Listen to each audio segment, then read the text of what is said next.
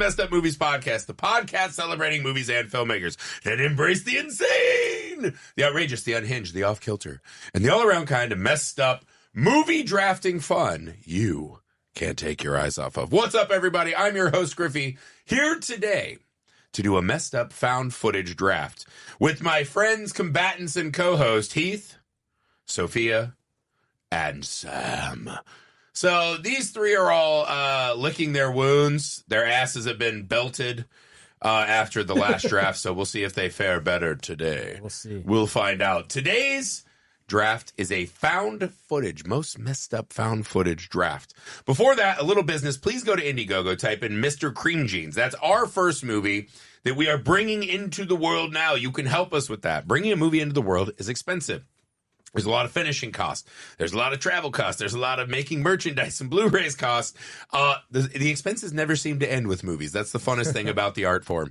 You can help us get this movie out into the world the way it needs to be done by getting the perk where you join this very podcast and do a messed up movie draft versus me, Heath, Sam, Sophia, Dandino, whoever you want. We will make that happen, and you get to help us bring our movie into the world, which we greatly appreciate. Go to the Messed Up Movies Podcast Patreon page, the best way to help support and grow this podcast. As Shudder is dropping Tales from the Crypt at our Kurgan level subscription, you can get our entire miniseries where me and Dandino talk about every single episode of Tales from the Crypt in celebration of its first time on streaming. Make sure you're subscribed to Misfit Parade on YouTube, TikTok, Instagram, Facebook, all the places. We'll see you there. So, today when we were coming up with our draft ideas, found footage was floated. I have to say, found footage has always probably been my least favorite horror subgenre outside of torture porn. The very machinations of found footage at times I find very hard in these films. I have softened in my older age, though, because my oldest son, Hunter, is 11 now. Fucking loves found footage. So we do sleepovers every Friday where essentially me and the kids sleep on the couch. Although now they're getting really tall and we might be out of that phase and I'm going to cry about it. Because, it's just fucking giant, gross, sweaty feet in your face. It's very weird. Yeah. But he loves found footage. When we're scrolling through anything found footage, that's what lights him up. And to him, they feel more real. There's an extra layer of danger and realism that he fucking adores. Found footage, and watching it through the eyes of him, I have found a new love for the genre. So let's start with Sophia. Are you a found footage lover, and what about them make them so effective to you? I'm not. Yeah. I've seen maybe 3. So this list, I promise you, I had to do extracurricular research here to get to 4. You had to find some. I had to do some research. I had to watch some stuff. I don't know. It's weird. I don't have a beef with found footage. I think there is a rawness to it, which is really cool.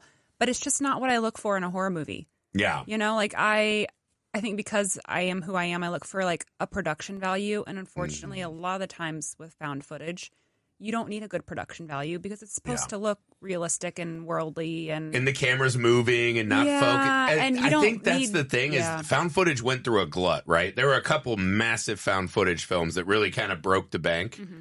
And then we got this onslaught of very shitty imitations where people are like, I can just run around with the camera in my hand and make a movie. Mm-hmm. And we got a lot of really bad found footage for a long time. But again, I do think when it's at its finest is when it really blurs that line between, is this real or not? We all think back to the Blair Witch. I'll just say it because that's going to go for sure in this draft. My parents legitimately thought we were renting a real fucking artifact of crime, right? That's when it's at its absolute apex. Right? So, Sam, you love found footage, right? Yeah. I kind of disagree. I don't disagree with the not needing production value. I feel like you need a lot more skill. Or, in a way, I think it's a deceptively hard task way to make a found footage, And the idea of Griffey saying that anybody could just go out there and do it, right? We got tons of those movies, and they're not very good. Yeah. Yeah, so, no one's talking about them anymore. The difference between a bad found footage and a good is well, look, there's a huge... Sam, you work in reality TV, right? I mean, the Blair Witch Project came out the same year as Survivor. Isn't that fucking That's fucking crazy. So 50 years. So the rise Did you say 50 years? 50. How old do you think we are? They're on their 50th season. Oh, they do 2 seasons. Yeah, Never mind. I'm sorry. Easy. I'm a huge Survivor fan, and I'm watching it live right now. started And it's the shooting out on film. 50th season. Yeah. They had a guy on the island just cranking the film. Sorry, it's the 50th That's season. amazing, Yeah. Sophia. bad. You can go way earlier than the 90s. If you want to go back to Cannibal Holocaust, or Sophia just doing the fucking lady from Titanic 50 years ago. Survivor drops. Or the original found footage was America's Funniest Home Videos, right? Oh my god, I love that show. I mean, there are. I think it was the Triumph of the Will, the fucking footage from Nuremberg. Oh no. Yeah, I think there's like a long, or dirty the history of Zapruder this. film. You know? Yeah, the Zapruder film was big. There are lots of examples of this that predate the rise of it in our culture as like a movement, a wave. But reality TV and found footage started basically at the same time with Survivor and the Blair Witch Project. Even before that, people of our demographic, we were obsessed with The Real World when that came out. Exactly. That was like a huge, like, oh my God, it's like MTV young, switched cool people over, in a city just doing nothing, just And that was talking. a little bit before all that. I think. Yeah, I feel like that. It was very unique. And Road Rules, those kind of popped off. And then you got like Survivor and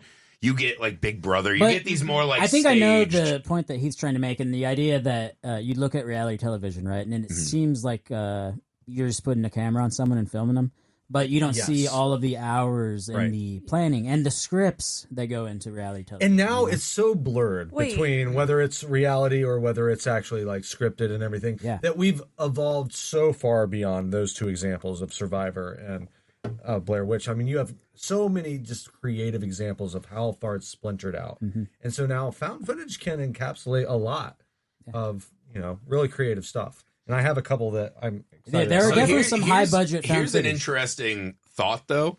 I'm actually kind of surprised that found footage doesn't seem to have grown with the internet culture as much. They tried. Like, there's a couple, but I feel like found footage never made the transition from like analog handheld camera to the social media era very well. There's not a lot of great examples of like, this is a social media found footage movie. There are. There are. You just got to look for them. But yeah. I think got a couple. the issue becomes like we are now in the generation where our phones are making actual non-ironic movies. Yeah. So doing a found footage with your iPhone, because no one has an analog handheld camera. People do say that, but like, are you talking about like 28 days or years later?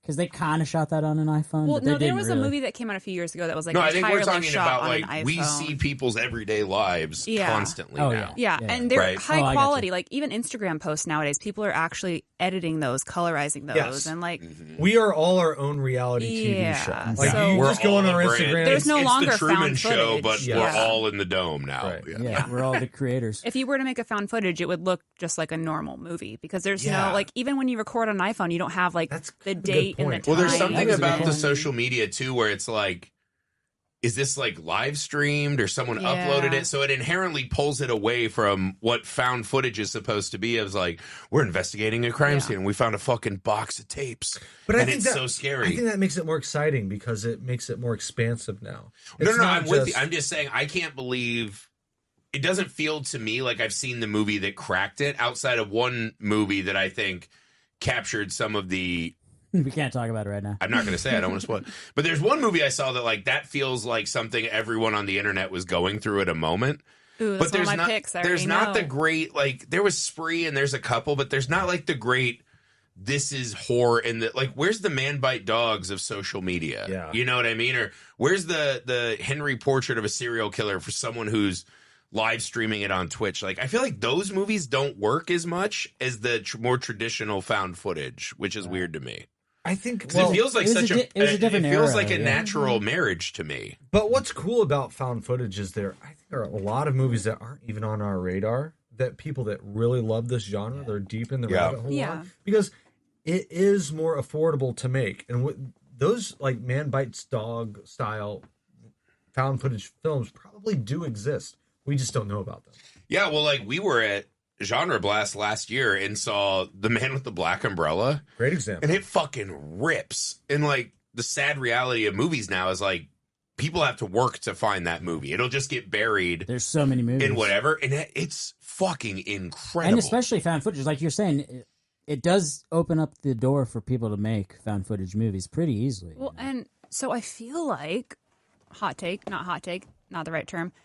We have a lot of found footage-esque content, but it's not as a film, as even a short or a feature. It's like these TikToks or these like reels. I think people are making this genre of horror, but I think we're seeing it as micro shorts that are these little like social media posts, not so much an actual produced, released film. Yeah. So we do see like, oh guys, look what the fuck's happening right now. Yeah, that was the Grimace thing, right? When everyone's doing the Grimace or Slender Man, like those kind of things. Siren Head was another big one. The Back Rooms. We're now getting a movie. But like that's those like really took off as like internet, like, oh fuck, like almost like they took that like urban legend style thing. But the Backrooms is a great pull because now we are entering liminal horror. Yeah. Whereas that's going to be the new found footage. Yeah. So I think Skinamarink started it, and now we have Backrooms, and then who knows what. I've already seen an announcement for another, I can't remember the title, but another labeled as liminal horror film. So it's that's like vibes thing. horror now. Yeah, vibes horror is going to be a big thing in the upcoming ASMR horror time. Yeah, like weirdly, Undertone is almost like that. Yeah. But I think that'll be like a thing that is coming. So we should do some rule disclaimers at the start. Yeah. Do things that are a live stream count as found footage to you? Why, do you mean because you want Deadstream? to do Deadstream? First off, how dare you? Don't fucking assume to be in my brain. What do you mean? But that I see listed as a found footage movie a lot. But is it found? I don't understand how that wouldn't be a found so. footage movie. Okay, if you think it's found footage, that's fine. Like here's a weirder example. What about the original Faces of Death, which people thought was real? I think so. I think that counts. Yeah, I think anything that is trying to present as reality. Yeah. Like, okay, here's one. So that's it's not about finding the box. It's about the presentation that this is a thing that really happened. Right, you don't actually have to find it. Like, I think of Project X, which is a comedy. It's like a party movie, or Chronicle or something like that. Obviously that's not like a Blair Witch where we're trying to make you think that it's real. But just the presentation style, Cloverfield, found footage, Well, I think Griffey's saying more because it's him streaming it and no one found it, right? Yeah. Because Chronicle, they found that footage. Right. I think found footage is just a catch-all for this documentary, verite style. Yeah, something that looks like whether it was on a handy cam or a webcam or TikTok or whatever. I think it's like someone was rolling on a real thing that happened. Yeah, screen life is, I think, totally in if there's like a meta aspect where you feel like you're watching something that has been recorded within a different universe. Yeah, I feel like found footage has kind of become a little antiquated for how big the genre has become. True. So I just wanted to clarify. Okay, so let's roll for order. Griffey, 1. Damn. Yikes. Sophia, 7. Sam, 7. Heath, 19. Fucking Heath is on it. So Heath, Sam, Sophia to me. Well, it didn't help last week. Better luck this time.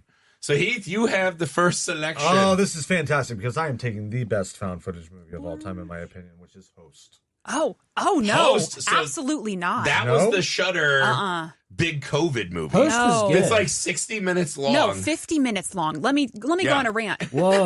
Wow, we got a rant. You have a 50-minute long movie, but still somehow needed to have a filler where no one is in front of the fucking camera and it's just blank fucking space in a room. Point. That's such a good point. I'm sorry. I think the concept was great and they stole it from Unfriended. And I think it was poorly executed, poorly written, unoriginal. Speaking of poorly executed, Unfriended.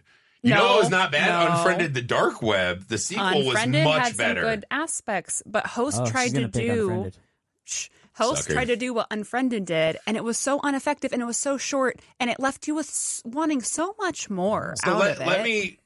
I'm going to defend Heath's pick a little bit. I think it's fully satisfying. Go ahead, Griffin. I think Host was such a grand slam of a movie, right? That had come out 2 years earlier. I agree with you. No one would have watched it. No one would have cared. This movie hit in the midst of one of the most bizarre times that we had ever experienced in our lives. They manipulated you emotionally to think it's a good movie. Right, because I remember COVID started. It's like, so what do? We just don't leave our house. We don't do work. Like, what do we do? And every night I was just getting drunk on Zooms with random people and just fucking pounding wine, playing D&D. We were watching movies and just talking. So I'd just be on a Zoom with like 30, 40 people from junk food cinema and just talking. And that was such a reality shift from like, I'm not in the real world now. I exist in this digital space. And the conceit of the film being these friends hanging out in this like very mirroring COVID scenario, and the fact that the movie's essentially the length of what broke young people would have, which is free Zoom, which is a 60-minute time limit. Yeah, I actually think it's kind of funny. That's cute, right? Because like I remember being on Zooms when it first started, and no one was paying for it yet, and it's like, quick, switch me to host, so like we don't lose the fucking. Dude, we the still meeting. don't pay for it at my work. I just think it was such a tease. Like there were so many great components. Like everyone had to bring an artifact with them, right? Mm-hmm. Yeah. And we only learned about Fuckboy's artifact and his creepy music box. But everyone else had something meaningful with them. You could have extended the movie and just like had some sort of character building where you learned a little bit of backstory. But that makes it too much like a movie. What I loved about it was the verite aspect to it. It felt so real to me. And I thought the like horror scenes were actually pretty well drawn out. When the one girl goes out of the window, like I don't know, just the way, and also where is the camera pointing, which is what all found footage does great, which is that point of view. Mm-hmm. But you're getting it in all these different boxes, and you get to see the other people helplessly just can't do anything. That's the most terrifying witnessing part, this, and you have to watch but it. But the kills weren't even fun. The kills weren't even like. But that's what I'm saying is that they felt real. Yeah, because the kills can't be too operatic, because then it's a movie. You know, I think this is a movie. Like there was that movie that came out, The Wretched.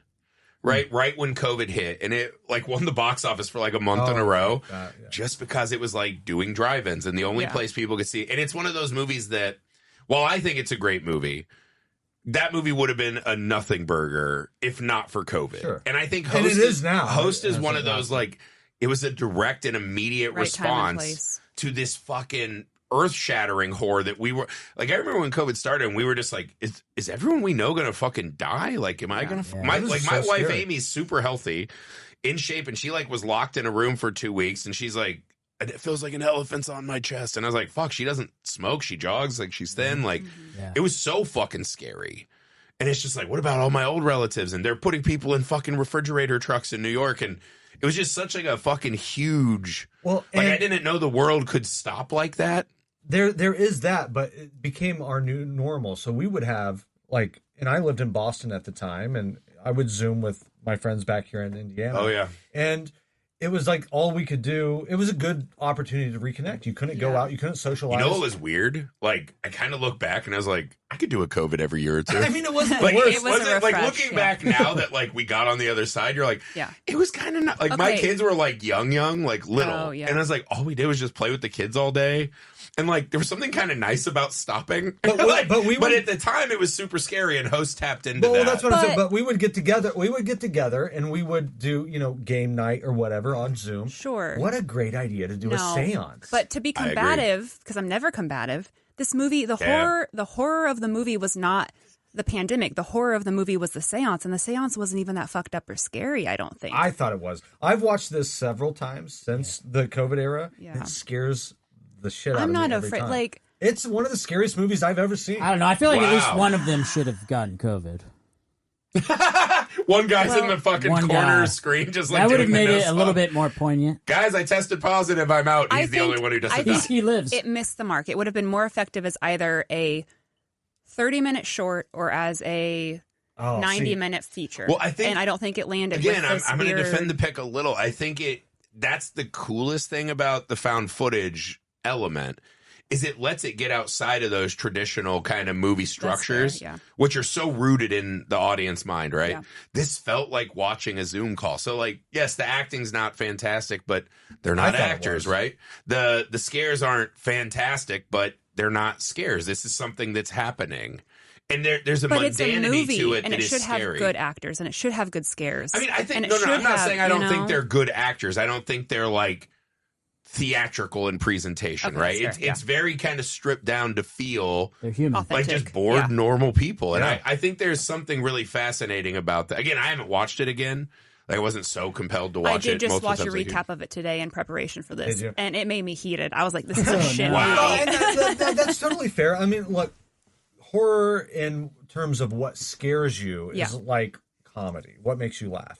And for some reason, Host really works on me. Scares the shit out of me. Skinamarink, like Griffey. This is notorious. Like, we went to go see that. I walked away. It was like one of the scariest movies I've ever seen. He's like one of the worst movies I've ever seen. That is the first movie I ever left in the middle of to just go have cigarettes, so I didn't have to watch the movie anymore. It's the worst theatrical experience of my life. Insane, dude. He's the Skinnamarink. Little bit of brain damage over there. Or is he the Dinky Doo? I don't know. Look, again, like these, I think it's these movies Larry. that aren't traditional narratives that do tap into the horror for me psychologically. Because if I can click into like, oh, it's a movie, it's telling me a story, there's themes, there's all this. I'm reading it on an analytical level, and I'm not saying that can't be scary, but it's the stuff that hits you kind of like primally, viscerally, where it's not trying to do all that storytelling shit, and it's just like really trying to scare you. That I lock in on, and it works for me very well. Like Brokeback Mountain. Very real. Scary, though? Right yes. We're going to leave that right there. The ending was scary. Brokeback Mountain. I think Brokeback Mountain is the perfect analogy. Dude, I feel like Brokeback Mountain was movie. one of the realest feeling movies. I'll give you that. Yeah.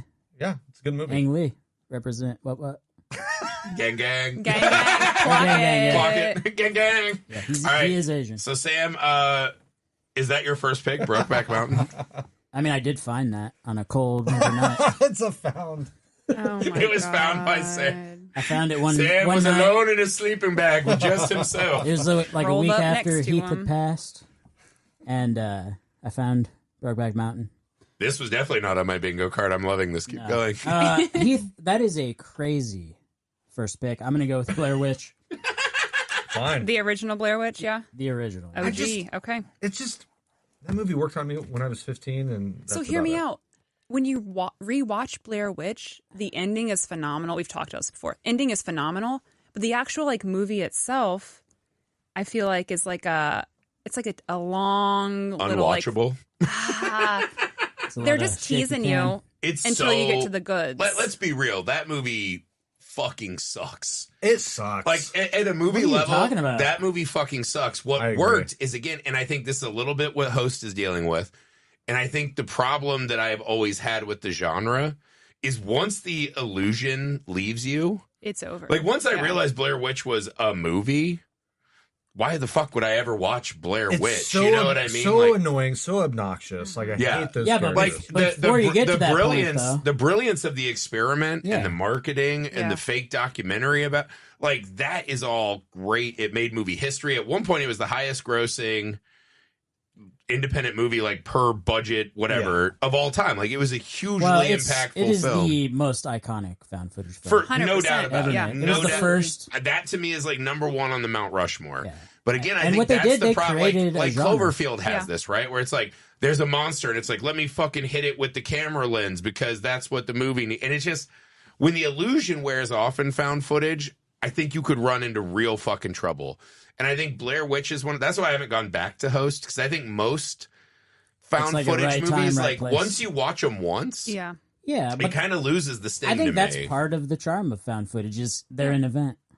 No, They're- I 100% It's like agree with you. it's like reading a journal. Like you would never. I mean, I don't know. I've never. Even I read, would love to read I've never people's read journals. a journal. I would fucking love I am that bitch. Like, Yeah, at I would love to sleepovers, read I try diary. to find Wait, my whose friends. journal? Looking for their little keys and shit. Yep. Yeah. Yeah, well, that's what I'm saying. Is it's like you The get voyeurism of it. the Yeah, voyeurism, I'm with you. yeah. And then anything you do like that, you're not The going to do it excitement and again. surprise. Yeah, again, of- what I'm saying is Blair Witch is objectively just dog shit to me, Why? but inarguably it's one of the why most is it, impactful why is it dog movies shit? ever Like made. you don't think the acting's good? No. I don't You think know? character the development acting's bad. was good. I think the film, yeah. the fucking filming is bad. I think the audio's fucking bad. Well, yeah. I think if you watch it now, it's just like, why do I want to get motion sickness for no reason? I mean, I think they were experimenting with a new genre, and I think that they did a I- lot of that. I think they I'm not taking they did a lot of away- that on purpose. I feel like. No, I think they designed it beautifully, Yeah. and it obviously worked.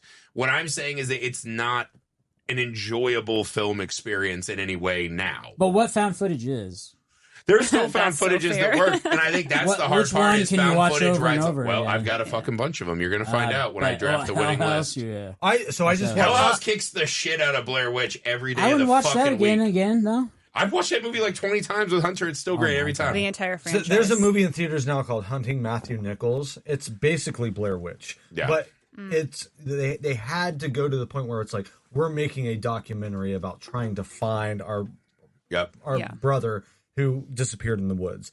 It is that's Shelby Oaks, dude. Yeah, that's what I was going to say. Shelby Oaks. Yeah. It's Shelby Oaks mixed with Blair Witch. I mean, it's like shout out Shelby Oaks. By the way, I opened Hulu today. It was the featured film of the day. Yeah, it just dropped. That's fucking wild. Yeah. No, again, Blair Witch, hugely important.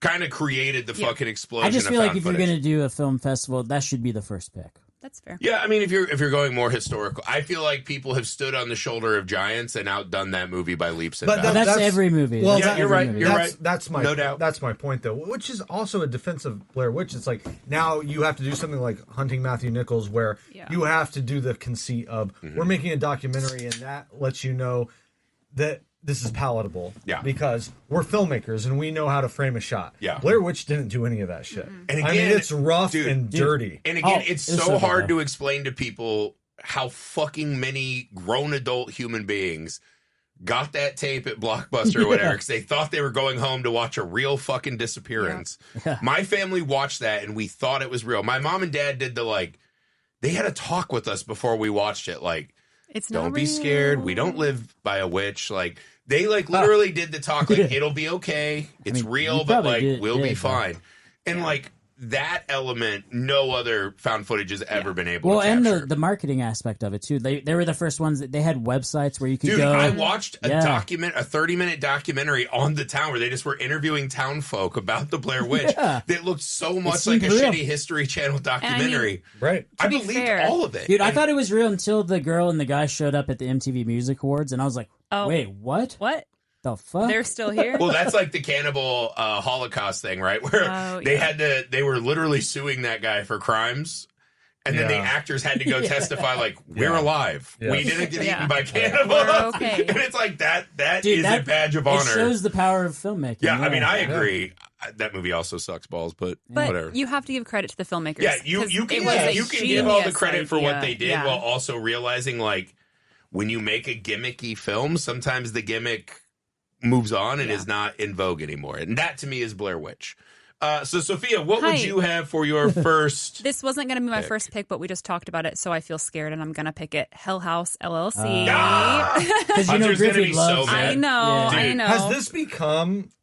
maybe Paranormal Activity is more acclaimed. That was what I was going to pick originally. The biggest it might be up there, found footage franchise there is? No, Paranormal has like 6 or 7. Like, there's a lot of those. But Hell House has more good ones. And in this group, Hell House fucking I think rules. is better. And I know Stephen Cognetti, I apologize for us talking shit. He did actually send my son an autographed Hell House 1 poster. And he was like, have sweet dreams, Hunter. Like, it was really cute. Because Hunter was so fucking offended by the new Hell House that was not found footage. That's the thing. And it really bothered him. Yeah. Dude, every one of those, like even Hell House 3, right? Where it starts to slip a little. They have some kind of bad CG at the end. Yeah. Those movies fucking rip. They still are Part great. 4 is by far the best fucking one in the franchise. Like, they were on a fucking rocket ship. And then they're like, what would be cool? To not make the thing that everyone likes. Like, that was like when Paranormal's like, what would be cool? If the demon was a fart cloud, you could see the whole movie. And it just like fucking went to crickets, man. Yeah. But Hell House, to me, you gotta try new things, though. Hell House is one, it's like a fascinating place for that to happen.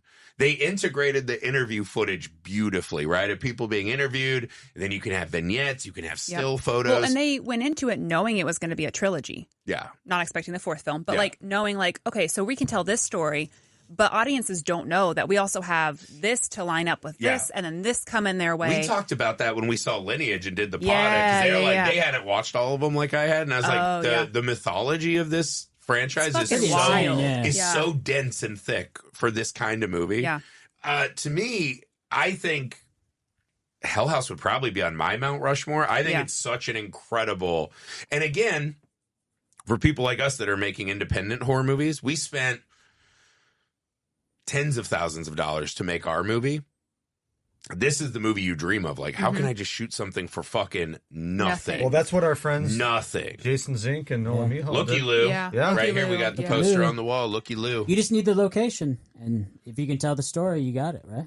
I will say that's the beautiful thing when found footage works. The one thing that didn't work, and as I was rewatching like segments of it today, believing that there is an LLC company successful enough to open a second haunt, and the haunt was just fucking like Dollar Tree cobwebs and plastic spiders. It kind of looks dog shit. But again, you find out later in Hell House 3 that this is the machinations of the cult, bringing them because they had made a financial blunder. That this was like their, hey, I have an option that can save you from your financial ruin. I don't believe that writing falsely shit, investing. But I get what you're saying. So you think there would be more production value?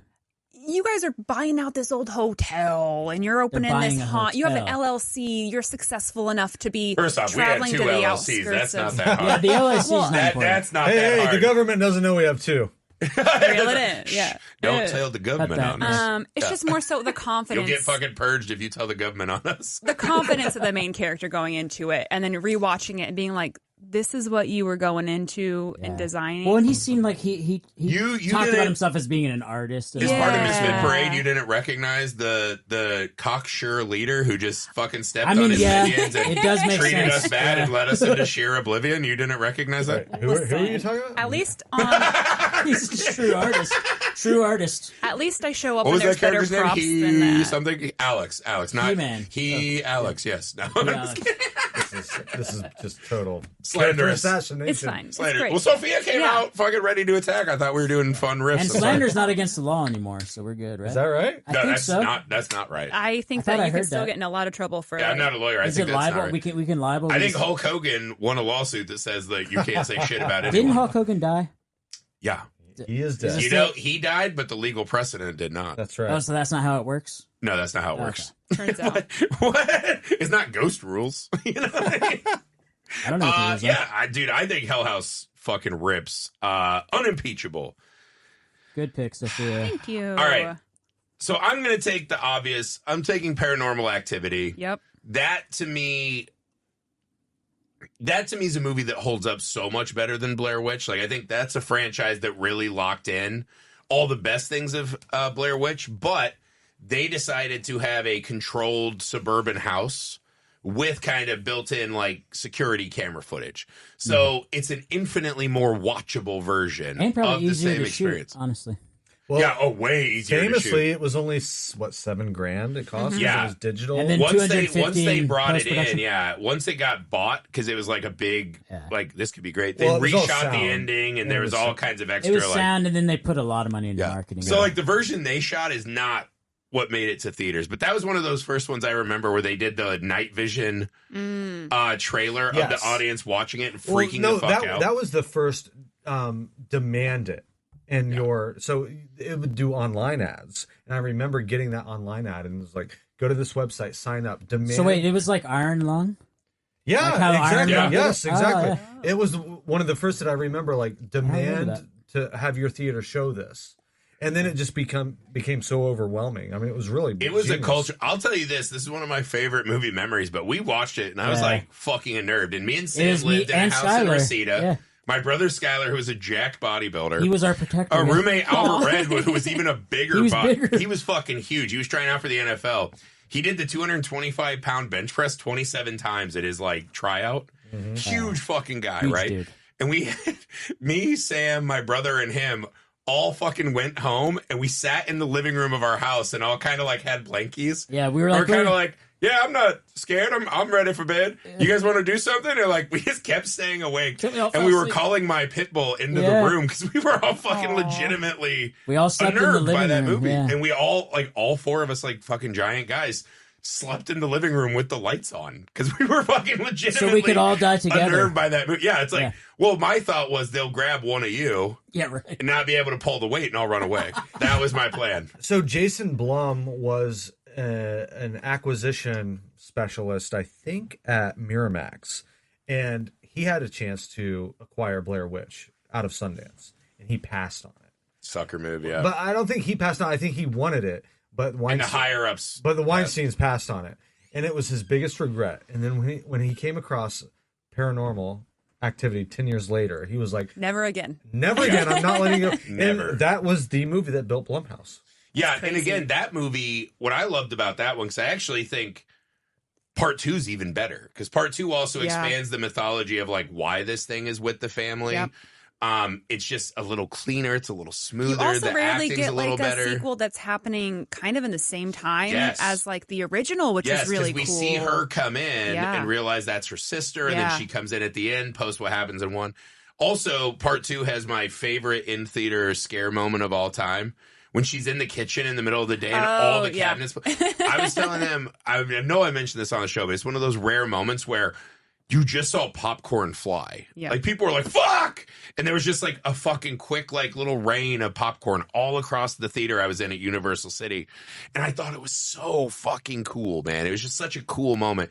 And that franchise went on. And honestly, I think the marked one rules.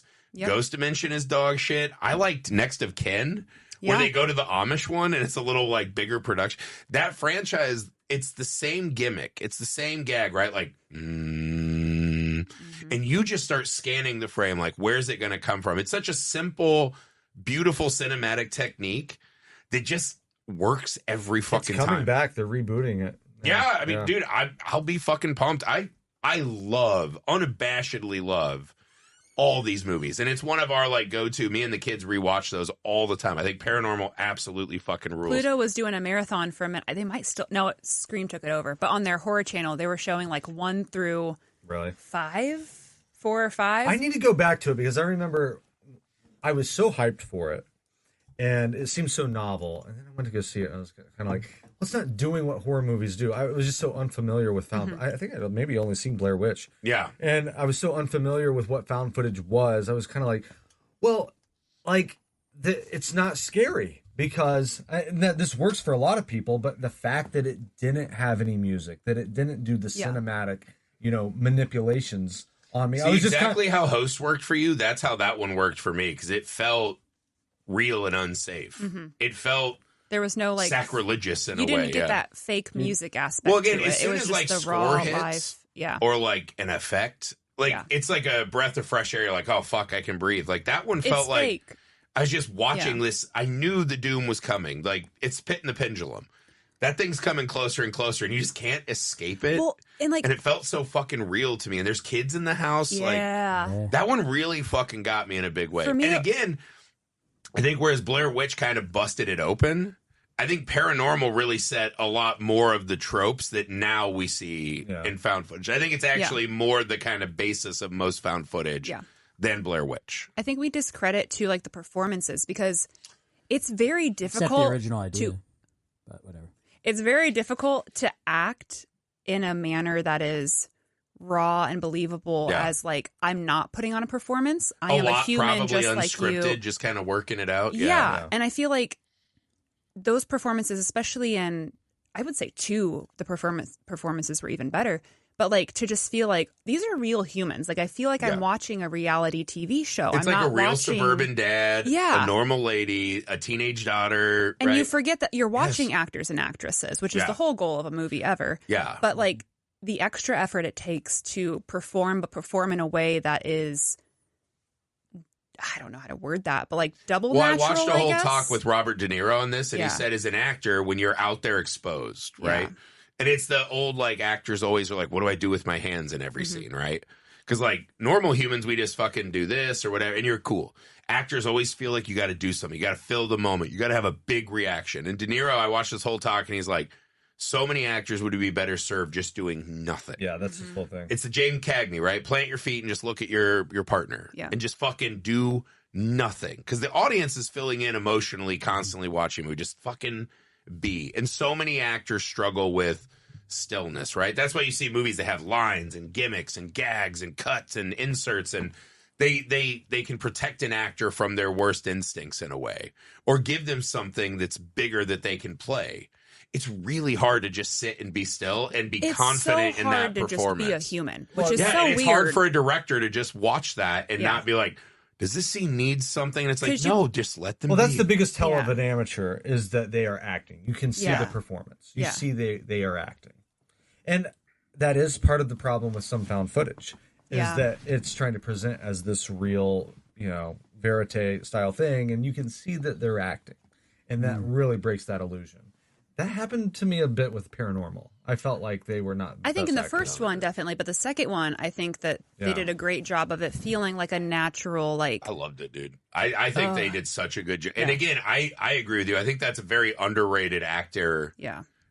Movie. Because you're acting as if you're not acting, which is kind of the goal, but in a different, like, you go to a Tarantino film and you want an overperformance. True. Yeah. You want something dramatized. Whereas with these films, you want to just be natural, but it's hard to be natural when you are presented with actions, movements, lines. Like, And to Sam's point, Blair Witch, I talked about how the actors weren't like great actors. Like, a lot of us believed we were watching a real thing, they right? weren't Like, acting at all. That's very effective. So I'm going to take Paranormal 1. Can we talk about, before we move on, can we talk about, I love the ending of Paranormal. I feel like it is up there with the ending of Blair Witch. Scene? No, when she walks off camera. Oh, yeah. And so we were living in SoCal at that time. And I think it's based in San Diego, right? So we had the legitimate fear, even though we were 20-something-year-old men. We were all she's grown-ass you. men. We're like, dude, she's just out there, man. And I love how they just had her walk off fucking frame. high a lot and drunk a lot. We're just like, dude, she's just fucking walking around. She's just walking she didn't around. Even put on shoes. Yeah. Right? It's like, she could get to LA. And she's in her 90. We would just pick her up. Like, what the fuck? We would definitely pick her up, yeah. I remember having. But yeah, I that really was like one that. of those. You were there. Like, we were legitimately scared that night in a way that most movies and don't that's do. when we learned that Griffey was super into demonology because he kept telling us stories about how all this stuff is real. Because me and Skylar were like, yeah, it's bullshit. It's just a movie, right? And Griffey's like, I don't know, man. Like, I've been reading these demon books. And we're like, what the fuck? It's called research. Yeah. But no, I was like, that's very realistic. Okay. For number 2, I'm taking...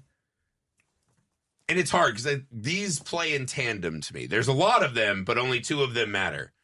So for me, I'm taking Record, REC. I've never seen that. The Spanish version, not the American version with Dexter's sister.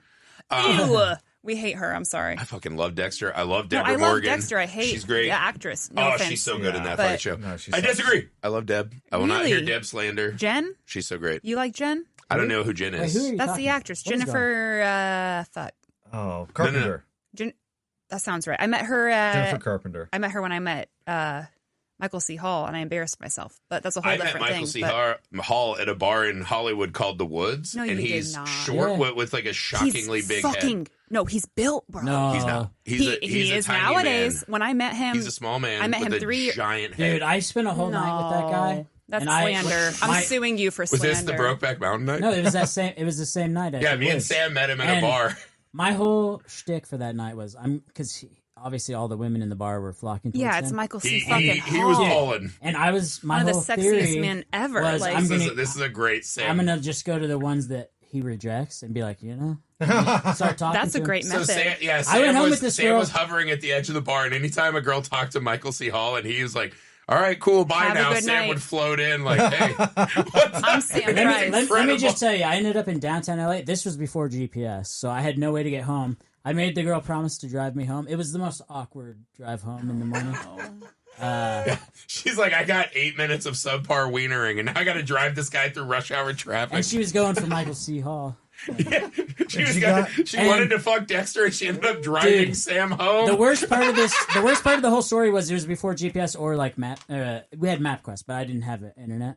So you couldn't print out that sheet. And I didn't know how to get home. I was going from downtown LA to North Hollywood, so I had this girl driving all around the city. You could have just taken the subway. I didn't think about it. Dude, when I first got to LA, I was on paper maps too, and it was a weird time to be banging Michael C. Hall's leftovers. I'm going to defend Michael C. Hall. I met him like 3 years ago at Monster Mania, maybe, and he was jacked. And he was like about my height. Yeah. He was 5'8" at least. You're not that tall. That's a little I'm 5'8". guy. Yeah. Hey. Yeah. For the 5'8" guys. Oh, sorry. We got a champion. He was not like he was, and I remember he would take up so little Saran wrap to tie to a table. No. When I just listen, we took our little photo op, and I remember distinctly. This is my little mind after a 14-hour drive. He doesn't. It's a normal sized head. You know what? You know what's huge? Head on a petite body. His shoulders are huge, and he wrapped his arm, and I was able to like wrap my arm around him. I was like, oh my God, I never realized that Dexter's fucking ripped. Like, Michael C. Hall is fucking ripped. Well, he's compact. Yeah, I mean, that's the thing. If you're so small and you don't need food to survive. Don't be mad. Don't be mad because you had to take his leftovers. First off, how dare you bring that up? Sophia's So a what body was your shamer. I pick? thought your What was generation your was better pick? than this. We gotta go back. Yeah, I picked a movie. I picked a Jennifer movie Carpenter. called Record, the Spanish version. So this is a newscaster who gets called to a building. Okay. Right? So she rides in with a fire crew, right? They're going to like show her a call. She's going to do a ride along. She gets to this building, and essentially the short version of it is it's the beginnings of a zombie outbreak. Yeah. This is a wild movie. And so they lock down the building, and so the news crew's in there with these fire guys that are trying to like figure out what the fuck's happening. They're being attacked by zombies. They're going through the building. It's visceral, it's gnarly, it sells so much, the kind of like a newscaster caught in the middle of it. Performances are great, the zombie elements are great. The coolest thing about this, so this is a very memorable movie for the finale, which is she gets lost in the room and there's that night vision, like the camera falls and it's on her face, very Blair Witch style. And in the back there's this giant gangly like deformed old grandma with saggy underwear. I think her titties are flopping around right by her knees. Barbarian-esque. Yeah, Barbarian-esque. Like years, decade plus before Barbarian. Yeah. And drags her off, right? The coolest thing about this movie is the second sequel picks up right where this one leaves off. And essentially we dive deeper into this is a zombie outbreak caused by religion. So essentially a Catholic priest is starting to imagine that demons and possession are something that can be battled medically, and essentially infects these people with demonic powers, that's why they're zombies, which I thought was such a cool and novel addition to the zombie movie. And Record 2 fucking rips. Like, you can watch both of those back to back, and it's just one huge awesome You do only movie. get one. Is it the same? I'm taking Record. REC in the brackets, rec. REC. It's so fucking good. Just like an absolute slam. And then they did remake it with Dexter's Jennifer sister Carpenter. Deb called Quarantine. And I've it's never seen a that either. dramatically inferior That film. was the Dexter. Is it the same plot though, or Yeah, it's the exact same movie, okay. just not just good. because Jennifer Carpenter's not that great of an actress? She's a fucking great actress, first off. Listen, if I met her in a bar, we would drink and have Sophia, a good time. that styles probably, make but fights, and that was just not the right style for her. I'm sure she's a lovely woman. She needs to be a tough-talking detective. You know what? I'm having a self-realization moment. She was a good actress. Deb was made to be hateable, so maybe I just hate Deb. Was she not in Emily Rose? She was. She was, and she's fucking awesome in that movie. She's fine, yeah. Her playing the possessed girl is like one of the top, very best echelon fucking possessed girl Was she performances. not married to Michael C. Hall? She Yes. was. She was, And yeah. And they kept married. doing the show after It the was fact. kind of Well, strange. he got cancer and she divorced. This is all hearsay. Sorry if you're never going to watch Wait, she this, divorced Jennifer him 'cause he Carpenter. got What if she's a But- huge fan and you're just fucking flamming I her know, and that's why I talking keep shit? love you, Jennifer. apologizing. Jennifer Carpenter, we can have martinis together and we'll vibe. It's fine. But We also don't like they were cancer. married and then It seems he like got Sophia just doesn't cancer. like empowered women as much as Ew, we do. girl, Megan Fox is my fucking biggest. Anyways, Is she empowered? Yeah, you what? see her ass on Instagram lately? I Yes. did. There's a lot of power. That empowered Yeah, me. there's a lot Yeah. of power there. She does a lot of Yeah. squats or what? Or what? what? Probably, but good for her. Okay, so my next pick. I Fuck. thought that. Oh, no, that was Griffey's pick. Okay, Yeah, that was not my that was pick. a long pick, man. Well, because Sophia's fucking interrupting me You're about killing all our groping time. hot celebrities. I touched his shoulder. That's not she groping. grew up to small, not eating Yeah. celebrity. I drove Not 11 safe. hours to touch a shoulder, and I deserved it. That sounds exactly like a found I'm- footage movie to me. Ooh, I would make that movie. A super fan traveling The to meet a shoulder fucking sniffer. celebrity. Yeah. Oh, Starring yeah. Sophia. Okay, so I'm going to do, to Never been in the piggyback off of shoulders. yours, the better version, Oh, in my shit. opinion. Direct combat? You're not going to do it. Wait, I'm gonna mine do was it. Blair Witch. I'm going to do the Blair Witch. Oh, my God. The requel, which I've already talked about before, Yeah, I that know I you. fucking Yeah, love. And I it's know. phenomenal, and it's effective, and it's scary, and it's so much better, and it throws out the fan lore. So this one is actually called Blair Witch. The first one is the Blair Witch Project. The first one is Yes, the Blair Witch Project. The Blair Witch is Project the first is one. what Sam picked. You're picking Blair Witch. Blair it's Witch. the Blair Witch, I think. 2017. I think it's just Blair Witch. I think it's Is it just Blair Witch? Blair Witch. Okay, well then Blair Witch. That could be a totally different witch. No, it's the same witch, and they tell you that Same. story. Weirdly, that's a weird movie where at the end they're like, "Is she an alien?" Yeah, they do allude to some alien shit. Yeah, which they I allude love. to haven't some seen weird shit. It's Yeah. essentially, it's like, what if you wanted to capitalize on Blair Witch? But you're like, it looks like shit. People don't enjoy it anymore. Mm-hmm. What if we just souped that shit up and added gnarly, disgusting body horror effects everywhere? Yeah. They That's give Blair you, Witch. but they give you what you didn't get from the first one, which is like seeing the witch, getting glimpses of the witch, getting I glimpses don't of think the you want to see the horror. witch. I agree with you. It's the infinitely more watchable movie. Yeah. And I actually think it's very effective. I think it's a really fun found footage. I do think it gets into that point where it's like so much of a game that you lose that like visceral impact of the first one, and it's kind of trading on like almost torture porn vibes at moments, where it's like you're just watching gross body horror shit. But like I'm not really invested. But I like it because after you told me on the last one that there was a Reddit thread when the first one came out about the fake theory, and then I've rewatched it since because I watched this movie a lot. Yeah, that they were tricking that girl out into the woods to jump her. Yeah, and now I feel like the remake makes that movie way better. 100%. And I feel like the remake, they were making fun of fans because they do have those two characters that come in that did trick the main characters into coming into the woods. And like, oh, you thought that we were trying to trick you? Well, here's a fucking joke on y'all. It's actually fucking aliens. Yeah. Surprise, and it's surprise. Fucking, like Timu Kyle Gallner. Oh, bless him. Yeah. Yeah, whoever that guy is. He's just like, why does Kyle Gallner exist and take every fucking audition I could ever get? Junior Cortez from Spy Kids. Like a not ginger version of him. Yeah. I think that the remake, which is so rare to see, and I feel like that's why we need to accredit it, was so much better and more rewatchable, like you said, and more effective of a story than the Blair Witch Project was. Yeah. I don't disagree. I think the difference is that it's kind of a losing battle from the moment you decide to make that film, which is you will never, ever recapture the kind of like lightning in a bottle effect of like, this is a real thing that scared the shit out of people because they thought it were real. Yeah. And this one amps it because that's Adam Wingard, right? It is, yeah. Mm-hmm. He just amps it up to the point where it's like, I'm clearly just watching a horror movie. Yeah. So the found footageness of it kind of like water off a duck's back to me in a way. But the gags are great, right? The movie itself fucking flies. It's intense and it's fun. The scene where they're camping and they have all the sticks hanging up around them. Yeah.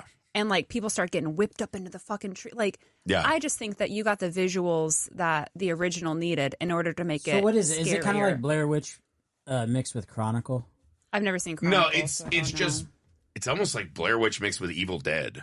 Yeah, that's a great, Yeah. Like, cause they really are like doing like big effects and Hollywood moments. And again, I think it's so antithetical to what made Blair Witch. Yeah. But it's better than like Blair Witch 2, Book of Shadows. Like, it's a weird. The first Blair Witch is about what you don't see. Yeah. That's why this is a movie that's completely 1,000% about you're going to see everything in shocking fucking. But like detail. they also do that fun little like the house becomes almost like Willy Wonka maze. Yeah, where very much. Yeah, it's like that novel House of Leaves where the house like changes as you move through it. It again, I think it's a really fun movie. Yeah. I think it's just like it's a no-win situation. Like when you're remaking the Blair Witch, like there's no. I don't think you're ever going to get the credit, and you're like, even if you make a more fun movie, like it's not going to hit the way that one does. I do think it's a best case scenario. I mean, I agree. You know? I really was surprised how much I enjoyed that movie. So I'm with you on that. I think it doesn't really have the impact. Because again, I think it's one of those like found footage always is walking the line when we see the filmmaking too much. It can lose some power. Yeah. And I think that's what it has, even though it does inarguably have better gags and visuals and this and that. Well, the thing is, you want to see the filmmaking. You don't want to see the real filmmaking. You want to see the fake filmmaking. You want to fake the It's like a movie within real. A movie, if you think about it. That's what found footage is. You're not wrong. You should have said that in the opening. That was great. I just thought. All right, Sam, what's your next pick? Since Sophia directly declared war on your list. I'm going to try to slide this one through because it came up on the internet a lot. But do you guys consider Late Night with the Devil found footage? Yeah, absolutely. Yeah, that was one of mine. Yeah, so I'm kind of mad that you picked it. Okay. Yeah. I'm really sad because I hadn't thought of that as one, but it kept coming up on lists, and I was like, they found a late night show. It's a good movie. Yeah. I was praying that one got back to me, that you guys overlooked it. That is another one of those. My son Hunter watched it, was like fucking blown away by it. We've watched that movie at least 12 times. It's so unique. Phenomenal. It's unique. It's incredible. It kind of announced David Desmalchin as like the new like horror movie or as cool my kid. wife calls him, that weird looking black hair guy. Yeah. And I was like, you mean David Desmalchin? And she's like, yeah, the king of horror now. Yeah, he dominates that movie. Yeah. Dude, it's so good. And the story of like, this guy who performance. wants to try to take on Johnny Carson, but he's really part of the fucking rich guys in the woods who are worshiping the owls and all that shit, right? Out in the grove. That movie's incredible. I love that The only ending. flaw with that movie is the fucking terrible CG they added that No. totally fucking breaks the I 70s think aesthetic. I disagree. I think it was effective filmmaking because they knew they didn't have a big budget, but they knew they could lean into that gritty 70s orangey red poor effects, poor like broadcast TV. And so when her face opens up and it obviously doesn't look real, that's fine because in the 70s on TV, nothing looked real. No one's TV looked like that in the 70s. Well, did you ever have the turn dial for channels like we did? I had a Sony TV and I always had a remote control. It's the weirdest thing because that movie's so fucking righteous. They have like the worm effects and they have all these great gags. Well, and they have throughout. all the like cutbacks to like and the behind the scenes. And at all the that. end, they just completely devolve into just like awful, like legitimately awful CG gags that kind of take the piss out of the whole gag to me. Yeah, but because the movie is so authentic. It has the commercial breaks, the behind the scenes. Yeah, like, but it feels like I'm in a moment. And then at the end, it's like, here's the worst CG, like college level After Effects. And you're like, that bums me the fuck out. See, it did. I'm with Sophia. That didn't ruin it for me. No, it's still, to me, it was like it's still a 4 out of 5 movie. It's great. But imagine it's that fucking you're great. in 1974 and you're sitting there watching a late night program and you see that shit on your TV. That doesn't look like shitty CGI. Well, again, you couldn't see it on your TV because it'd be all fucking That's blurred. the thing. It would actually it would look real on a 1970s TV because it'd be all blurred. Right, because it'd be all fucking blurred and like, what's happening? I don't know if that's what they're going Back for, then, though. TVs were like fucking 18p, not even 480p. Yeah, that's true. It's You're not wrong. 18 lines, baby. Yeah, that was it. So I have to say, I worked for WPIX, which was like the second or third TV station in the country. Yeah. And I did a lot of documentary work while I was there, going back through their amazing archive. So I was pulling tape from the 60s, the 70s. Actually, it was like on film reels. Yeah. And what that movie did so well is it nailed that late night programming of when they were going to commercial breaks and those cards. Oh, yeah. That was so fucking authentic the way they did that. In fact, I think they actually had some controversy because a lot of that was created via AI. But however they prompted it, I mean, they nailed it in terms of how you come in and out of commercials. I didn't realize that. Yeah. Yep. But they knew it. Someone had familiarity with how those programs were made. Well, I watched a thing where they were watching a ton of this Australian talk show host, and that was kind of the big inspiration because it was an Australian group that made it. And they had like their own version of like a Johnny Carson. They built out such great characters.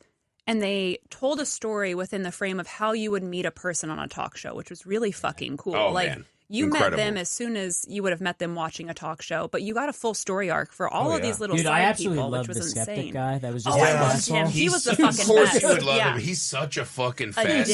So good. Yeah. He's such a fat C. It's like, dude, chill. And then all he does is be a dick, and he's like, hey, brother, how about an invite to the Grove? And it's like, I'm not bringing you out there for the orgies. All you do is talk shit, dude. You suck. Yeah, he's like, I have a fucking check in my pocket that no one's ever taken from magic and paranormals. And it's like, shut the fuck up. No, that movie fucking rips. It's a killer. And that was another one of those like big Shudder original in the theaters where like we're not just like the streaming service you forget about. Like we're fucking a huge player in the horror space. And I fucking love that movie. Again, I do think that CG ending fucking sucks. But by that point, you're so invested in the movie, it doesn't really matter. You're just ending the movie. But that was such that's what they thought. Stupid. Like, they're just going to hook you up to that point because that was such a fucking bad ending. Like that was so stupid. No, but I liked his comeuppance and like the reveal that he. I was love part that of, when he's like going through like the fictional reality of like other versions of the show, and he's there with his wife again in front of the audience. Yeah, like that stuff's great. Take out the CG fucking vagina face, and it's like, dude, that might have been a 5 out of 5. Like that could have been a perfect movie. Yeah. And it just made this fucking huge blunder at the end. But that movie, man, talk about a movie I expected nothing from. It just fucking blew my socks off, man. What a great fucking film. Love it. Okay, so for my second you had 2. Okay, for my second pick, I'm going with a movie that is only becoming more and more relevant and more popular as it grows. So it started as a nothing, and now it is becoming quite a cultural icon, and that's Creep. Creep. Creep's God great. damn it. And Mark Duplass. It's so hilarious. You guys are it's taking so all clever. my fucking picks. I love Creep. I love Creep 2. I love the Creep tapes. Creep tapes is better than both of the movies It combined. is. The Creep tapes is. Creep tapes fucking rule. But Creep started it all. And, leading up to that ending, just everything with Peach Fuzz is so, is he just joking around? Is he serious? How fucked up is this guy? It's the perfect, every documentary needs, an insane person at the core of it to make it really good. And it's fucking great. It plays funny. On the see no evil, hear no evil thing, too. Yeah. Can I trust this person? How polite do I need to be to this guy? And he's a hired guy. He needs the work. It's one of those, it's one of those, as soon as you saw it, you're like, fuck, why didn't we think of that? So that's simple. The no-budget movie we're all trying to come up with. And it's also because Duplass is so great. He's so good at this. Nobody else can do that. You got to imagine most of it's improvised. So it's Patrick Brice and Mark Duplass, and it's basically just a two-hander. It's both of them. Mm-hmm. And they also did the movie I love that nobody seems to have ever seen, which is The Overnight. Mm-hmm. So they both wrote and produced that movie with Adam Scott and what's her name from Orange is the New Black. And that's also a movie that kind of works similarly, where it goes the other way, where it's not horror or thriller, but it presents as such until at a certain point where it reveals itself to be more of a comedy and a sweet movie. But there's a lot of tension in that movie, too, and it's very improvisational. And, I think they shot that movie in, a weekend, a handful of days. And Creep, it's just very lo-fi. It's just very smart writing, or at least outlining. Yeah. And they allow enough space, like Curb Your Enthusiasm would have. Is it the best found footage performance of all time? Duplass as Peach Fuzz? It's got to be, I don't even know who the fuck else you would put in the running for that. At least now, given all of the subsequent, iterations of it, we've seen how far that can go, which I would not have thought of when that first movie came out, that you go this far with it. But it just seems to get when better you watch and better. The Creep tapes, if you read the tapes in the opening credits, there's one that just says the Pittsburgh Pirates, and I was like, does he kill a whole baseball team? And you're like, that feels like something that could happen. It's crazy. It's so clever. The reach of that show, and again, it all boils down to Duplass is just he's captivating. You cannot stop watching him as this lunatic. And he's so manipulative and hilarious and scheming. And charming and creepy. All of that stuff. It is just such a treat movie. Okay. Oh, that movie is amazing. Yeah. All right, so, and then, man, I got to take this from you, Griffey. I'm sorry. I think the other one that plays on comedy and, all of these defying expectations is Deadstream. God damn it. So I was asking if this was legal. Can't not. This sucks, dude. Griffey was wondering because it's a live stream, but we're going to allow it. I think, to me, it still counts because I think it's capturing the spirit of found footage, as we said. It's not about finding the footage. It's about, I watched something that was happening in real time. Well, it's found footage because he has all these cameras attached to him and rigged up, and that's the footage that you see. I think Heath might win this one. So that might be the grand slam right there. Deadstream the setup is great. This guy gets canceled because he's too try-hard, like a Logan Paul going to Japan and, exposing, something horrific that should not have been touched. It's really playing into these real-life stories that are happening now in our attention economy. And the guy is so hilarious. He's so fucking funny. And this whole movie, the gags are fucking incredible. Yeah. This is the best Shudder movie of all time by miles. It is as no close offense, to, Josh. It's as close to... Sorry, Joshua Holt. Josh, you're number 2, probably. You're probably number 2. But Deadstream's so amazing because... you see all of the, comments. You're it's so rich. You're trying to read the comments. And then it just plays like fucking Evil Dead. Dude. It is Evil Dead 2. It's tonally, it's the most like Evil Dead of any movie. My kids watch that and fucking die. Every time that guy goes, ah, and he just does that weird scream, my kids fucking lose their shit laughing at him in that movie. They think it's so fucking funny. And my kids are part of the YouTube generation. Yeah. And they saw that, and it just clicks so immediately that they're used to watching things like that. As much as I try to have them not do that, and they fucking love and that it movie. solves the main problem of found footage, which is why are they still filming? Yes. Well, I mean, he has to get through he has to because his sponsors. He has a deal. Yes. Anytime he doesn't go to the fucking scary sound, he loses his money. Right. So it's like a brilliant. It fucking totally cuts the knees out of the biggest found footage problem is. Drop the fucking camera and run. Like, fucking save yourself. This takes all that out. And it's... Deadstream is a 5 out of 5 to me. That's a fucking grand slam movie. I've watched that at least 10 times, and it is the exact same level of awesome every time, which almost no movies hold up like that for me. Yeah. And it's extra creepy, too, because he's being watched live, right? Yeah. So he's not technically alone. Well, one of the funniest things is go back and watch that and just read the streams. Yeah. Where people are just saying horrible shit to him the whole time. And it's like, that's one of those where I was saying how I can't believe found footage hasn't bridged the internet gap as well. Yeah. That one felt the closest to me. Well, and Host, too. Yeah. Well, way more than Host, but because Host is like a small, like, it's a Zoom. It didn't capture, like, the internet on large. The toxicity of the internet is what you're talking about, right? Yeah. But I think this is also one of the best horror comedy movies. Oh, my God. Yes. It is in perfect balance. It's so hilarious, but still, you like really care what happens to this guy. And the scares are really fucking good. Oh, really hardcore, wild shit happens this whole movie. That's a fucking gem. Agreed. I'm really sad I didn't get that one. All right, Sam. What do you have for your next pick? I'm at an impasse because I have 3 movies that I want to pick. Well, you get one, right? Yeah, right. Yeah. You get one pick. I'm just clarifying. I'm saying I only have two spots left, right? And I have 3 movies that I really want. Okay, well. I'm going to go with have you guys ever seen the Europa report? Yep. Okay. Goodbye, Sam. Yeah, that's what I figured. I'm always waiting for when Sam ties the noose around his own neck. You were talking about... Adios, bitch! You were talking about found footage sci-fi movies, right? Yeah, cool. So the Europa report is about a space journey to... Europa is a moon of Saturn. And they've discovered that there's life. What? Yeah. No way. All right, you son of a bitch. Give me a chance here. Keep what does fucking Tom Atkins say in Night of the Creeps? Thrill me. Thrill me. Yeah, thrill me. Well, I mean, I don't know.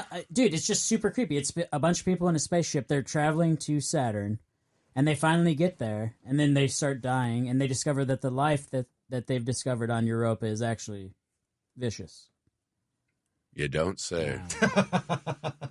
There's life on a moon? Yeah, what? And it's vicious? And so it's like Alien and all the other Alien imitations, but boring as fuck. But well, it's like way more personal. Is it even as good as Apollo 18? I haven't seen Apollo 18. It sets a low bar. Apollo 18 is not good. Okay. Okay, Europa report. All right, so Sam's out of the running. That's good. I may switch to that one. Yeah, I can't wait for Sam to audible that one. To be fair, it was a really good movie. I'm just not the best representative of hyping up movies. That's fucking, dude, that's self-awareness that I love. Yeah. So I love this movie, and I'm not pitching it well. I'm doing it a disservice. It's a very captivating movie because, like, whoever thinks, and it's all they're all like recording their messages home is what the movie's kind of based off of until they get there, and then it's their body cams of their suits. But yeah, it's pretty fucking creepy, dude. And they're all alone in the middle of space. Right on. Way creepier than the Blair Witch. They're on Earth in the woods. You picked the Blair Witch. Why are you talking shit? Yeah, Sam's attacking the best movie on his list. It's a bad pick. All right, Sam's strategy is falling apart. If this was a game of Civ, he's being overrun. His walls are broken down. It's a feint. All right, Sophia. I'm almost out of movies that I've ever seen that are found footage. That's great. Just get on Google. Pick my other one. I've not seen them, though. So I'm going to do the last one on my list that I've seen, which is Unfriended, which is going to combat pick that. Heath's pick, the OG. It was an effective Skype thing. I think that so hear me out, though. I like a nasty kill. I like some effects. And so for me, what Host didn't have was that nastiness. And Unfriended does have that nastiness where we see like the kill with the girl with the hair curler in her mouth. And we get the like... Didn't someone do a blender in that one? The guy puts his hand in a blender. Like, so we get some gnarly kills in that. But it's the exact same concept. But the difference is that this time it's the main girl has bullied, unfortunately, this other character into unaliving herself. Mm-hmm. And now the ghost of that character is haunting this Skype call. Okay. So it's sort of like a paranormal situation, like they do a seance and host.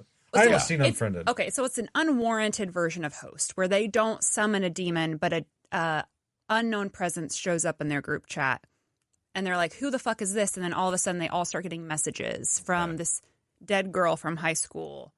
And it's from her like Facebook account, I think, essentially. Like a really early on cyberbullying movie. Yeah, 100%. And so the entire time she's like, hey, to the main girl, who released the video? Let me know. I'm going to start killing your friends off until you tell me.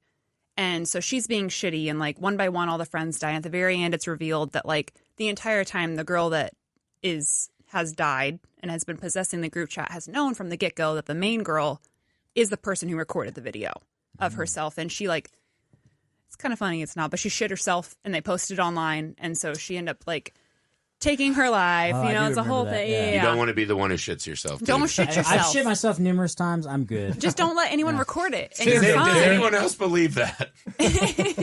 Well, I haven't taken my life.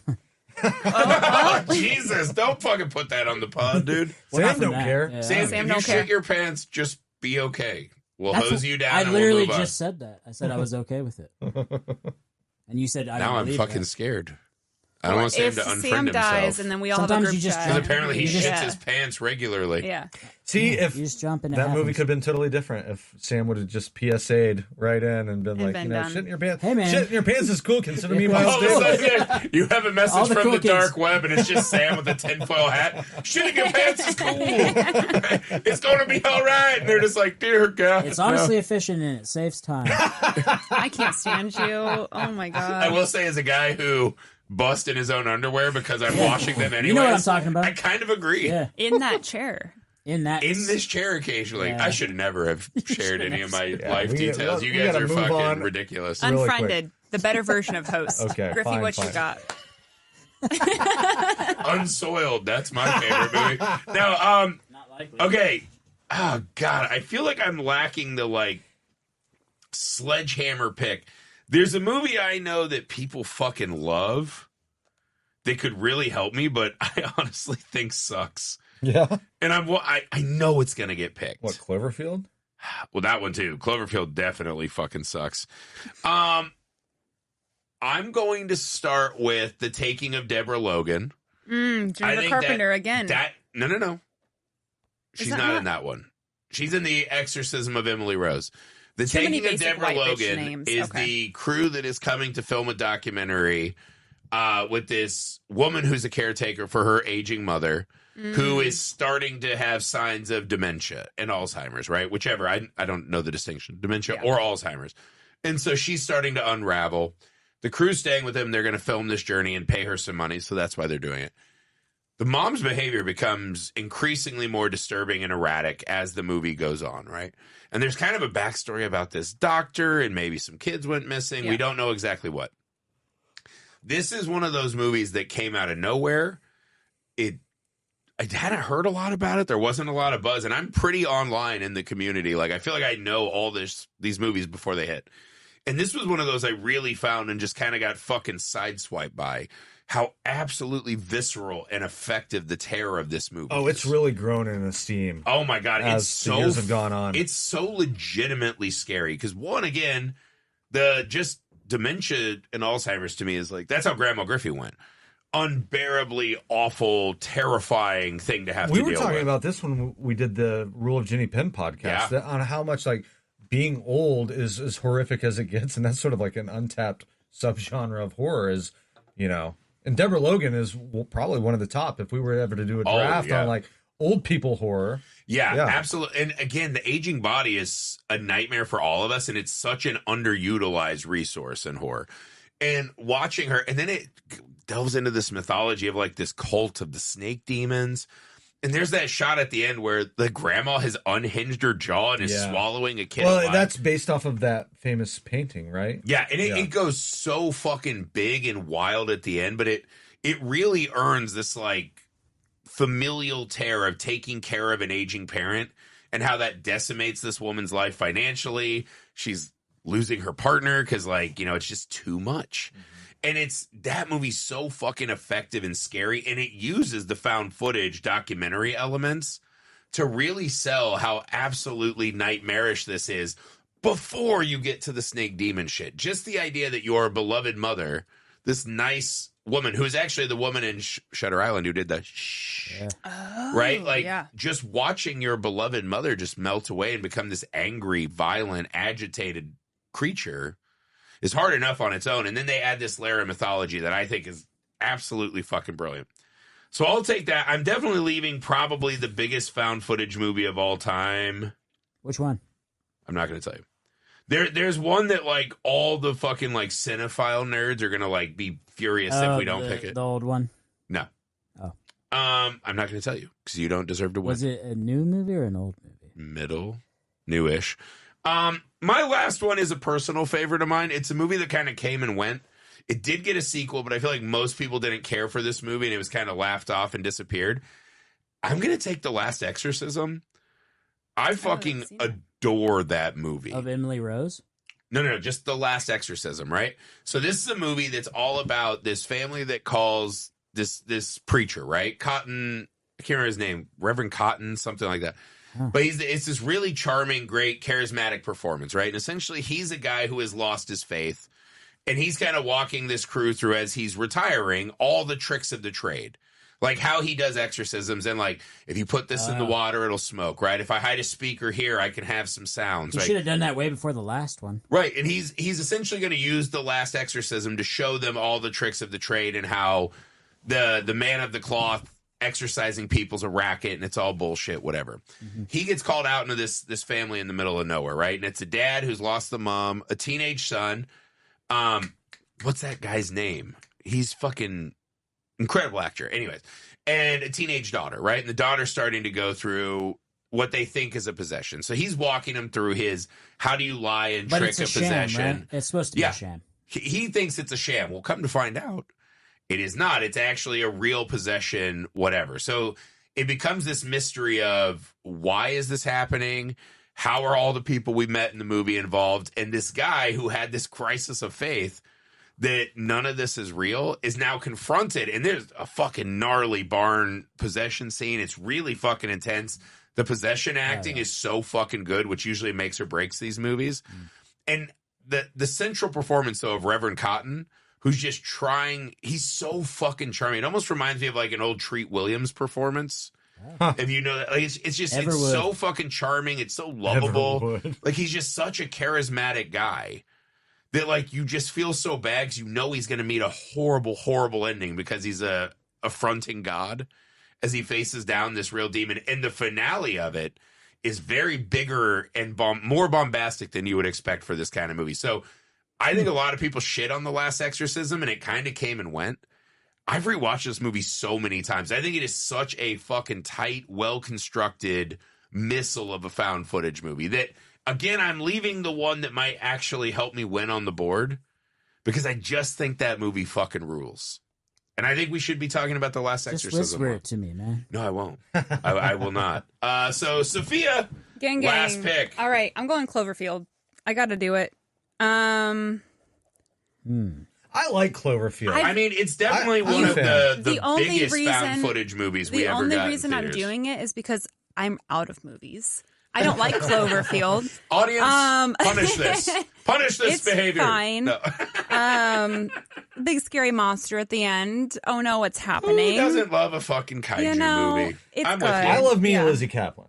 Yeah. So that's all I got to say. I will say that was a fun one. Very much like the Blair Witch. That came out and had like all these fake websites. Yeah. I remember going on like a deep dive that it was this weird energy drink where they had this thing they had found at the bottom of the ocean that was an ingredient in the energy drink, and as New Yorkers were peeing and their pee was going out into the ocean, that's what drew the monster like Toxic forward. Avenger. Yeah, because he's like, that's what I eat at the bottom of the ocean. Right. And he came out. And then they're like, no, actually, if you look at the Ferris wheel, there's a falling object in the back where the thing landed on. And there's just so much weird internet research to do on this movie that kind of sucked to me. But like the researching it and the events of it was so fun. Yeah. I remember.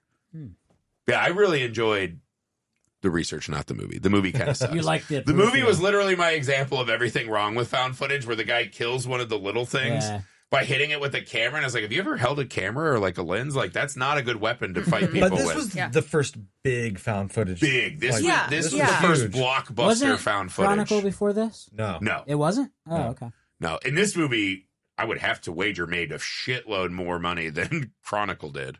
Oh, yeah. Like, way bigger hit. And it actually spawned 2 sequels. Well, this was also a big Bad Robot J.J. Abrams movie. And, you know, the whole mythos of what he was doing. This was part of that. It was really under wraps about, like, is it a kaiju movie? Like, what is that? We don't quite, it's a found footage kaiju Is it mixed tied together? to Super 8 at all? No. Okay. I don't know. Nope. Same role? But not at all. Are any of the lost people there? This is actually, so this is the first movie by Matt Reeves, who did Let Me In and the Batman. The Batman and the Planet of the Apes, the last 2 Planet of the Apes movies. So he's become one of the top filmmakers. Yeah, he's one of the A-list blockbuster directors. Dude, for sure. Yeah. No, I mean, it'd be weird if that wasn't drafted. Sure, it you is gotta the do it. biggest found footage movie probably of all time. Probably. Budget-wise. Yeah. Sam, what do you have for your final pick? All right, well, now I have 4 movies that I want. And I only have 1 pick left. I wanted Deborah Logan. I should have taken that. Good thing you got, what's it called? The Europa report? See, I'm hoping that Brody had seen that one. Brody's not going to save you. Yeah. You just want another voice message that goes, I made fucking bright pink with the Europa report. By the way, Dude, Brody, I just want to say if Europa you're listening, your voice messages bring so much joy to the people in this room. Genuinely. And if Can I tell you how much we fucking, when your voice pops up, we gather around the phone like old-timey people listening to an FDR fireside chat and just listen to those and love them. For the record. We love your voice. And I want you to say Europa report to me, but... Europa report. Hey, it's not a Europa report. This is the Europa report. He's going to be so mad. That's not a good accent. Right, so now that I've fallen so far behind, I feel like I have no other choice than to just go with my heart, right? And I'm going to pick my favorite. That's wrong. Pick a good movie. No, I'm going to pick do what you want to do. This is a good movie that no one's seen, probably. It's called Frogman. Oh, Frogman is becoming a cult classic. It is. And he's out on the circuit with Frogman Returns, so the sequel. Dude, so, okay. Yeah. So there we go. Frogman is gaining a lot of love. Have you watched it? I haven't yet because you told Hunter to watch it and he asked me about it all the time. Okay, well, I'm not going to spoil it, but anyway, I'm going to tell you the... You can spoil the shit out of it. I don't want to tell you the ending because the ending's so good. But it's a dude that he got famous in like the early 90s. He took a picture of a cryptid in New England, I think. And he got sort of internet famous, and now he's a young man. He's like 30, and he's trying to become a filmmaker. And his big idea is he's going to go back with better equipment and find the Frogman that he got famous off of. And boy, does he. Boy, does he. What a great, boy, does he. That should be on more posters. That was so good. Yeah, dude. By the way, pat yourself on the back. That was so good. I'm not sure what boy, does state is the origin of Frogman. I thought it was New England somewhere. It might, or New Jersey or something. But that feels it's cold a legit for cryptid. A frogman. Yeah, Frogman's a real thing. Frogman is a legit cryptid. Yes. Okay. So this is based off Let of me look him real up. I need to lore. see a picture. Yeah. I was gonna say I've never heard of this fucking. It blew my frog, mind. man. And actually, your writing partner John was the one that suggested that to me. Yeah. And Anthony Cousins is a real talent. I love that. I look up Frogman. Can we cut to my camera real quick so I can show this picture? You're in. This is what I get. Hello, my baby. Hello, my baby. Hello, That's not the yeah. So what is that? The CW frog and drag? Yeah. What the fuck? What the fuck is the Frogman? No, the Frogman has a specter. Yeah, and dude, a crown. He does. He has a scepter? crown. Yeah, He's a cryptid? Creepy as fuck. Yeah. Wait, he's just in fucking He's like a wizard or I don't know what he is. not He's like when creepy. Freddie Mercury put on the crown and shit. Okay, can I get camera again? Okay. This is just me at 2 a.m. That's all. going to get a glass of water. What? Yeah, we've all been there. Yeah. Yeah, but We've you don't want to see a frog that has a crown. That'd be He doesn't have a unnerving. crown. He's just got that. He doesn't have a crown? He looks like what? Oh, that's not the Frogman from the movie. Yeah, that's a peon frog, man. Yeah, that's that's not. Sorry. Okay, so I have not seen this movie yet, and but because I follow the director, because he's kind of coming up from where we're coming up from, I I am ashamed that I haven't seen it yet, but I've listened to a lot of his interviews and I know a lot about the movie. I think it's an awesome pick. Yeah. Thank you, man. Awesome. Yeah. Is that him? No. All right. So Keith, Sam is taking Frogman to close the list. This is your last pick. Okay. So and then we'll do recaps and redrafts. All right. Let me bring my list back up. There's a lot still on the board. I got to be honest. Disagree. There's like, two. There are a couple. I ran out of movies huge 2 ones. rounds ago. There's 2 huge ones. 2 huge ones? One of which will 100% earn you votes. Okay, well, I'm going to go with the one that I want because I feel like I have a really solid list so far. I'm taking VHS 1994. I think it's the best version in the series. Yeah. It has the Ratma. Ratma fucking rules. Ratma's the best. Is that the survivalist who have the vampires in the bar? Yes. That is and my that favorite VHS segment. Yeah, those 2 segments alone make that the best. I love the whole series. But you didn't choose to go with VHS 1 that had more of the like traditional found footagey vibes. You went 94. 94 has a better story. I just think it does for sure. think pound for pound it's just better. Of course, yeah. Like the first one has the one that I remember the most from VHS. The first iteration is what's his name?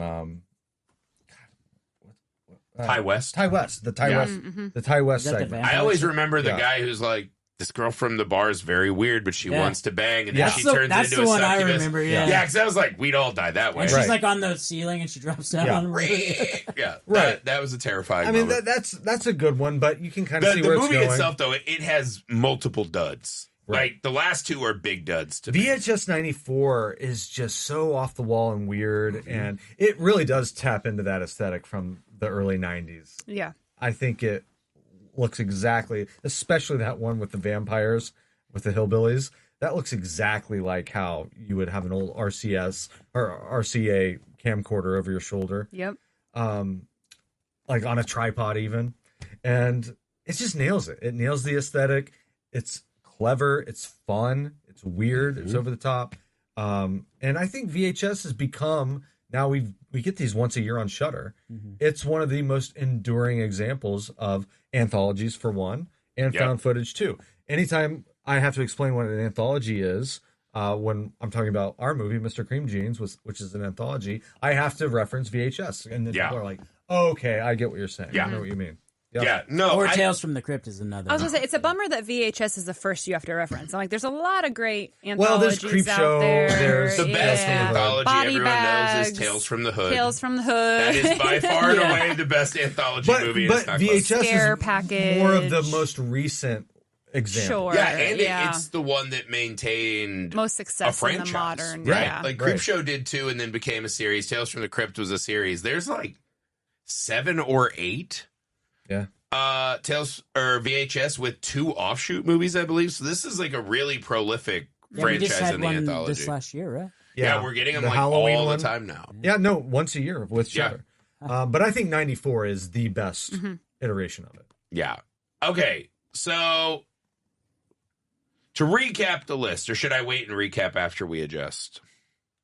No, I'm you not- recap and then we repick Recap. if we Okay, want. so Heath, host, Creep, Deadstream, VHS 94. That Lot might of be Shudder. Heath's finest Damn. list. It's a lot of Shudder. Sam, That's The good. Blair Witch Project, Late Night with the Devil, Europa Report, and Frogman. I wonder what he's going to Frogman. replace.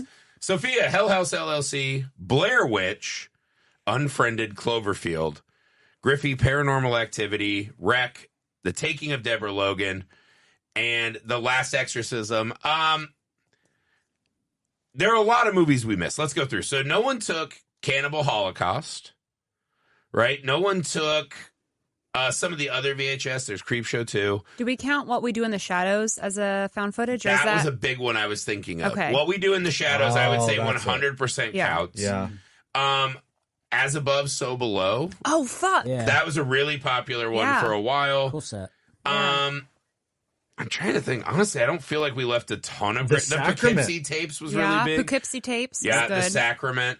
I mean, Man I love Bites that Dog. Like, Man Bites Yeah. Dog. That was one of the Shelby early Oaks. classics. Is Oh, Strange, right? shut up, Shelby Shelby Oaks Oaks. has too much staging. Yeah. I wouldn't Yeah, count I that agree. one. But it's a hybrid. It's definitely a honorable hybrid. mention. And we're doing hybrid Strange Harvest. Sam, you love Strange Harvest. Yes. Shout out Man with the Black Umbrella from our fellow Genre Blast alumni. And that movie fucking love that one. Rips. If all you get from this pod is to go watch The Man with the Black Umbrella, thank us. Go do that. Looky Lou from our Looky Lou, also from our friends. They're out with the sequel too. Looky Lou Part 2. Did you guys ever watch Searching? We never got a poster from fucking Man with the Black Umbrella. No, I'm just kidding. Looky Lou, we have a poster right Searching there. with Kumar or Harold? Yeah. Harold and Kumar. I thought that was a really creative way, and like Rivy's saying, focus more on the internet aspect of it, and like chat rooms and Facebook posts. I love Shyamalan's The Visit. I was where the about to kids bring go that to the one. grandparents. There's a very Yeah. famous BBC one, Ghost Watch. Oh, Ghost Watch. Where people were watching it. It was like one of those, like, we're going in a haunted house news story. And people thought it was real and were like calling into the BBC. That was kind of a famous one. Those are probably the biggest ones we missed. I'm trying to scroll through. There's just a lot of dog shit in the genre. There's a lot of dog shit. It's not a great Cannibal subgenre, Holocaust, obviously listed. That, to me, is just, like, not even a movie. Faces of Death. Like, I'm not into Faces of Death. I'm going to take the biggest one that I think was left off the list that I think 100% there are people that will vote for my list just because of this movie. It's that fucking beloved. Mike Flanagan talks about this movie constantly as such a huge inspiration for him. Lake Mungo. Oh, yeah. I've never seen I forgot about I've Lake never seen Mungo. it. God damn it. I'll be honest. I don't love the movie.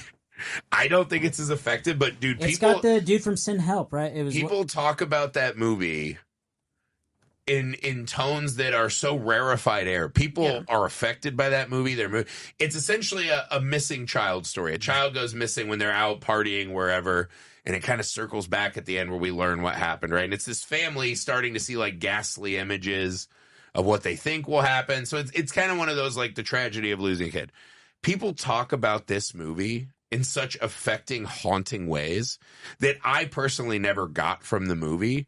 But there are almost no movies on any of these lists that have affected people the way that movie seems to. So if that's your kind of movie, it seems ultra effective. And this is a purely cynical, cheap ploy to try to steal votes. You're just trying to get wins. Yeah, I got to talk about The Last Exorcism. He got his ass which stomped no one last seems week. to. No, I didn't. 2 weeks ago. No, I didn't. I don't believe you. Okay. So I'm taking Lake Mungo. I think that's the only movie left on the board that 100% will get you votes. Okay. So, Sophia, you have Hell House, and I'm replacing The Last Exorcism. I'm keeping Deborah Logan. Okay. So, Sophia, you have Hell House LLC, Blair Witch, Unfriended, Cloverfield. Considering those are the only 4 found footage left on the board that I've seen, You're not going to do What We Do in the Shadows? So hear me out. I've never seen the movie. I love the TV show, but I've never seen the movie, so I can't even. Fucking incredible. I get you. Also, what would you replace? It would be What We Do in the Shadows, but I couldn't even talk about it, so I'm just gonna not be about it. All right, it's fine. Sam, I know you're replacing one because your list fucking sucks balls. Nah, I'm good with mine. Oh. You tell the people my list. Yeah, The Blair Witch, Late Night with the Devil, Frogman, and then what are you replacing Europa Report with?